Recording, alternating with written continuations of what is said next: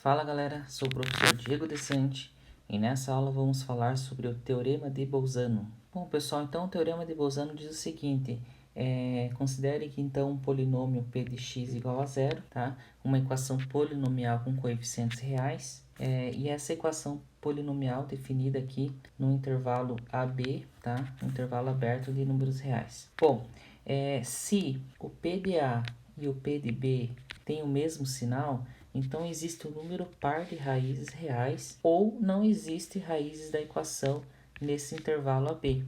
Então o que isso significa, pessoal? Então eu estou tomando aqui o valor numérico desse polinômio p de x nas extremidades desse intervalo, tá? Então eu coloquei o a no lugar do x, substituir e vou descobrir um valor, tá?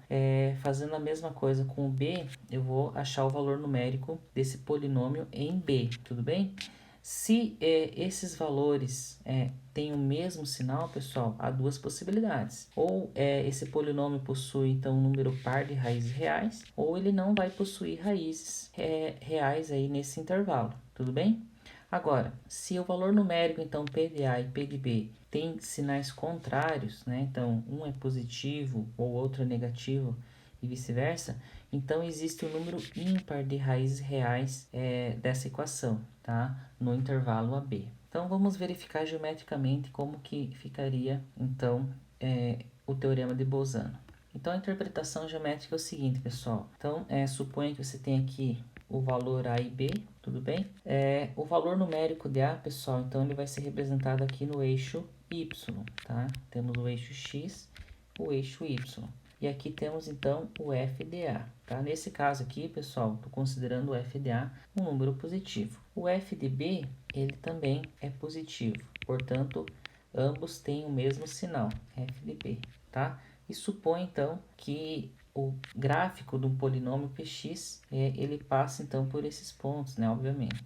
Então, pessoal, nesse caso, verifique então que no intervalo AB, o gráfico desse polinômio p não está interceptando o eixo x. Então, nesse caso, pessoal, não há raízes em AB. Tudo bem, pessoal? Tranquilo? Bom, outra possibilidade é que haja um par, então, de raízes quando os valores numéricos de A e B são positivos ou negativos, né?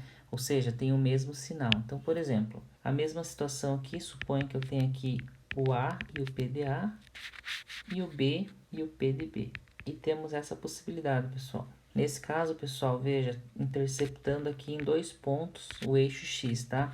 Esses dois pontos, pessoal, são as raízes, então, desse polinômio p no intervalo AB, tá? Então, por que isso aconteceu? Porque os valores numéricos aqui, pessoal, o p de A aqui é positivo, tá? É maior do que zero.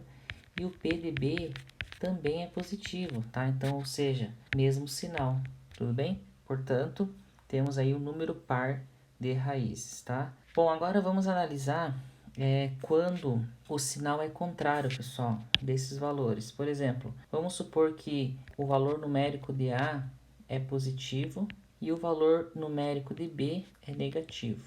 Tudo bem, pessoal? Então, fazendo um gráfico aqui, por exemplo, supondo que esse seja o gráfico desse polinômio P. Então, note que o gráfico interceptou o eixo x em um único ponto, tá? Esse ponto aqui, pessoal, é uma raiz, então, desse polinômio nesse intervalo AB. Tudo bem, pessoal? Poderíamos também ter outra situação. Da mesma forma, vamos considerar aqui o ponto A e o seu valor numérico, tá? E o ponto B e o seu valor numérico também. E vamos supor que o gráfico desse polinômio faça, então, essa trajetória aqui, pessoal. Então, note, pessoal, que nesse caso, o gráfico aqui interceptou o eixo x em 3 pontos aqui no intervalo AB, tá? Então, temos aqui, novamente, tá?